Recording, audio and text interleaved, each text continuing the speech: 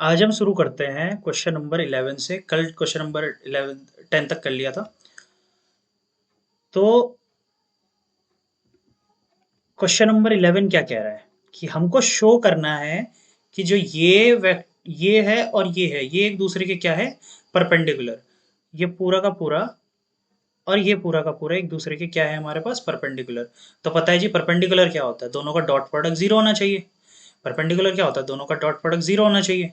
तो चेक करते हैं, मॉड ए बी, ठीक है, प्लस मॉड बी।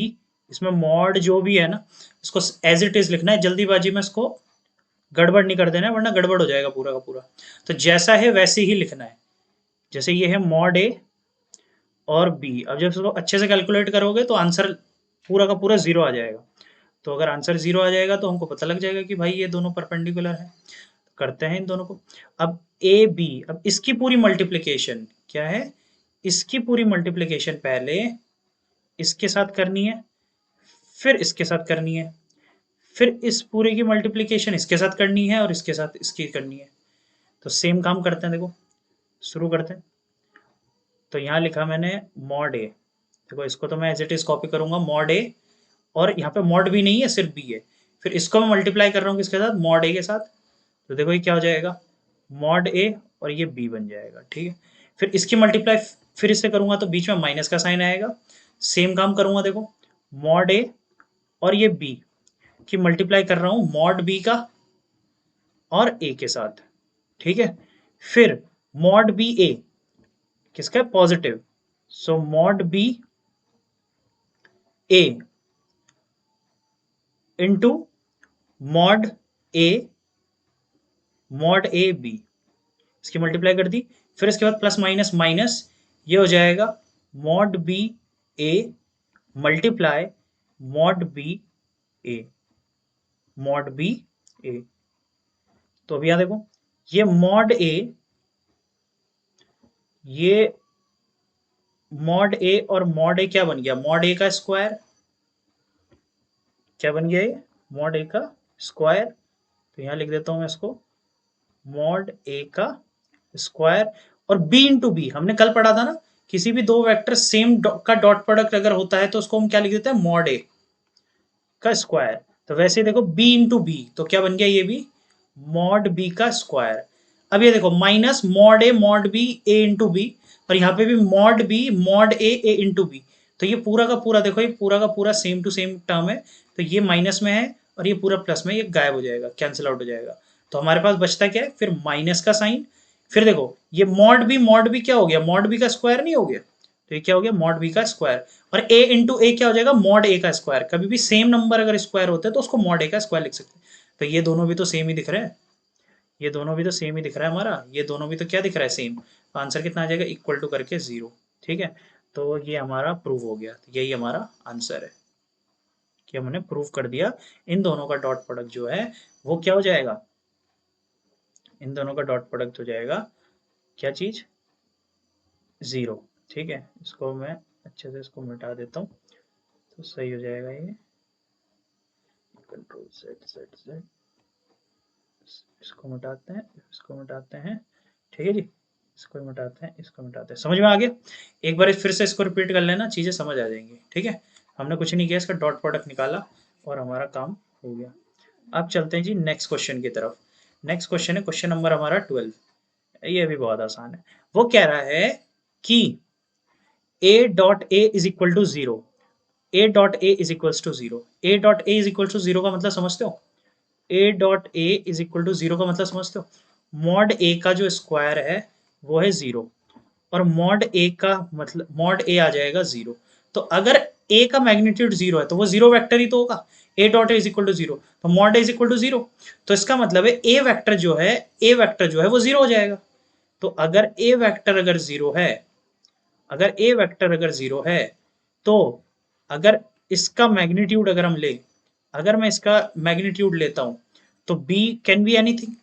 अगर इसका मैग्नीट्यूड ही अगर जीरो हो गया तो बी तो कुछ भी हो सकता है, बी को कुछ भी रख दो तो भी जीरो ही आएगा। तो इसका आंसर क्या हो जाएगा, B can be any vector, कुछ भी हो सकता है, B can be any vector. अगर बी को मैं कुछ मान लेता हूँ लेकिन ए तो यहाँ पर है ना, तो ए डॉट बी हमारा क्या हो जाएगा, जीरो हो जाएगा। तो बी कुछ भी हो सकता है क्योंकि ए हमारा यहाँ पे जीरो आ गया, तो जीरो की मल्टीप्लाई किसी के साथ भी करोगे तो ये जीरो हो जाएगा। तो इसमें कुछ खास था नहीं, एग्जाम में पूछने भी नहीं वाला है, ये बहुत सिंपल क्वेश्चन है। अब चलते हैं जी, ये इंपॉर्टेंट क्वेश्चन है, ठीक है।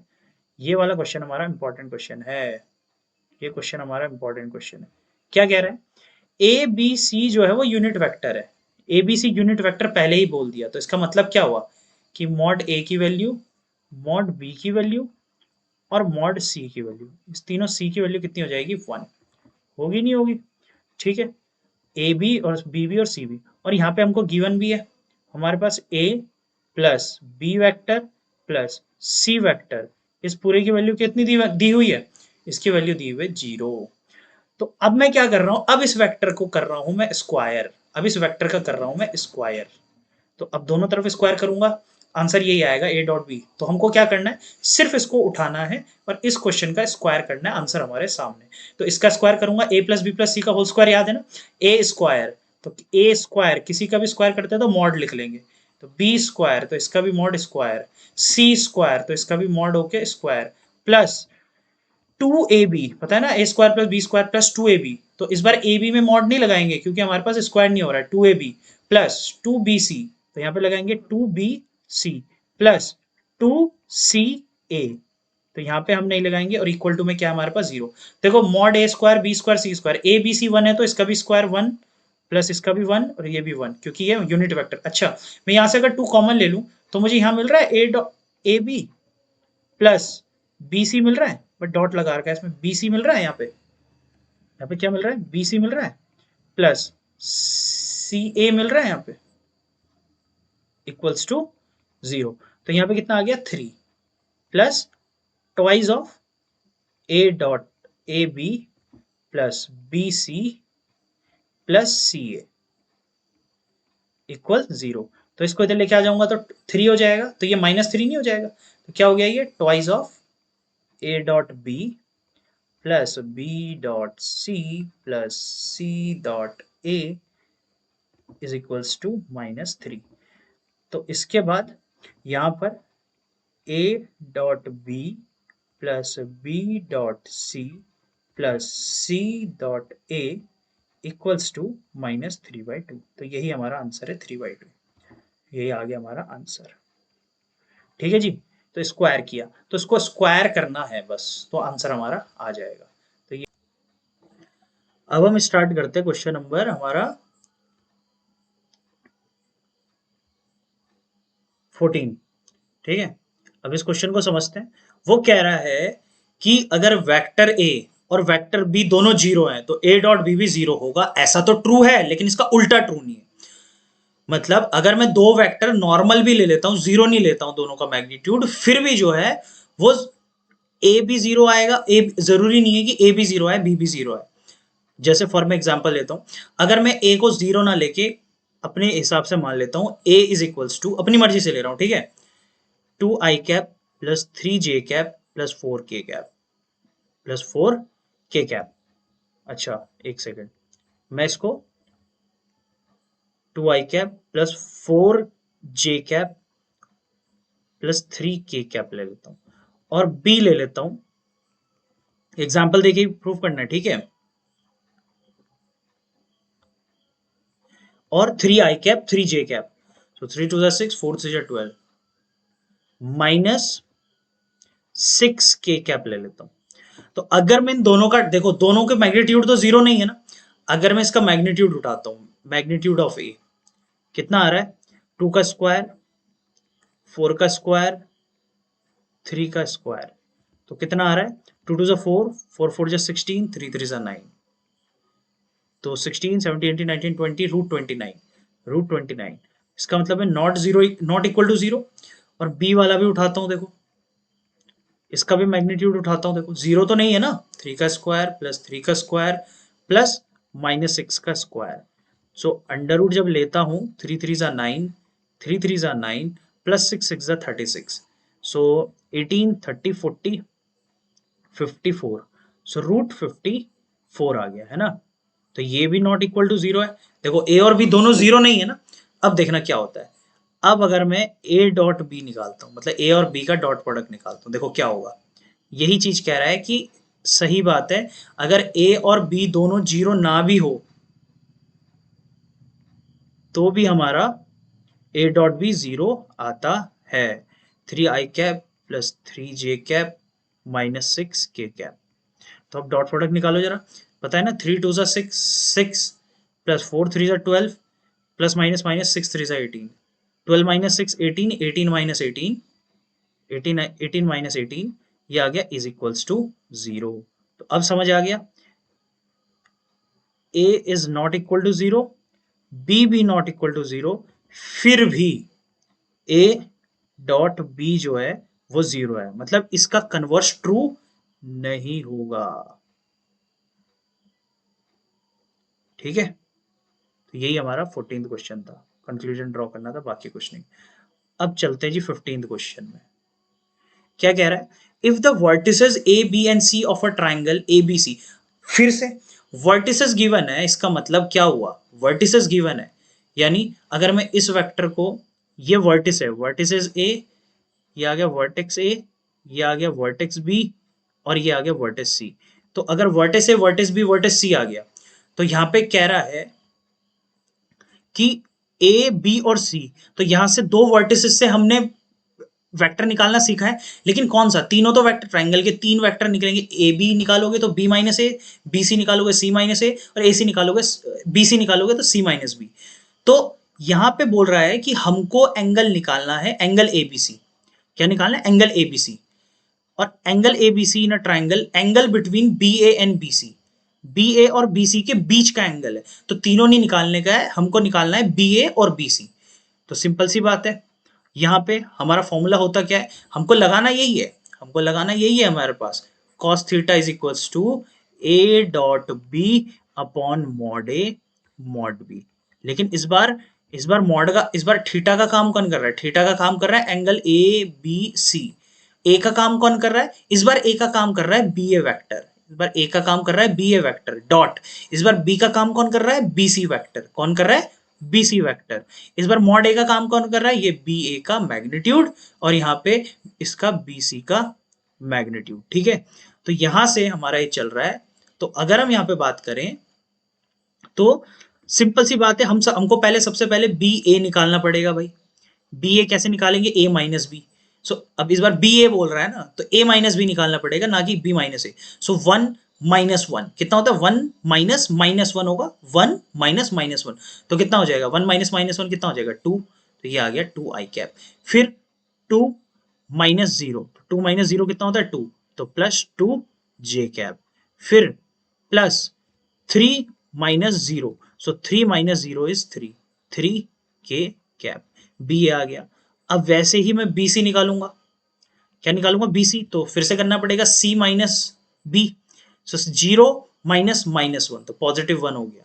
ठीक है, और फिर सी वाला 1 - 0, तो ये आ जाएगा 1, तो ये आ गया जे कैप। फिर से सी 2 - 0, तो ये आ जाएगा +2 k कैप। तो बी और ए मिल गया, तो इसका मैग्नीट्यूड भी निकाल देते हैं, बात वही है, इसका बस नाम से रिप्रेजेंट किया हमने बी ए। सो √2² +2² +3², 2 × 2 = 4 +2 × 4 +3 × 3 = 9, अंडर रूट 9 × 4 = 13, 17, √17। और यहाँ पे बी सी का भी वेक्टर निकालना है, मॉड निकालना है, तो बी सी मॉड निकालोगे, सो √1² +1² +2² is equals to 1 + 1 + 4, 4 5 6, so this is going to be √6। ठीक है, तो अब तो कोई दिक्कत ही नहीं है हमको, cos angle A B C जो निकालना है, बी ए, तो बी ए कितना हमारे पास, 2 i cap +2 j cap +3 k cap.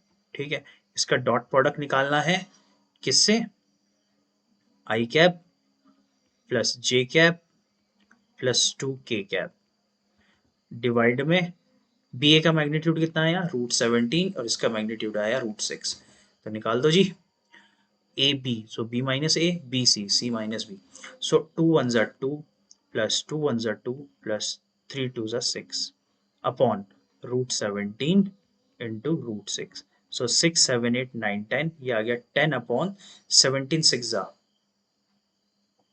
102। तो हमारे पास कॉस को इधर लेके चले जाएंगे तो एंगल ए बी सी जो आया वो आया हमारा answer cos inverse 10 upon root 102। यही आंसर आ गया हमारा। भाई पुराना ही कॉन्सेप्ट है, सेम टू सेम, पिछले एक्सरसाइज में भी इतने सारे क्वेश्चन कर लिए थे ऐसे। रिप्रेजेंटेशन कैसे करना है वो डिपेंड करता है। अब बात करते हैं जी 16। आहा, ये भी बहुत आसान।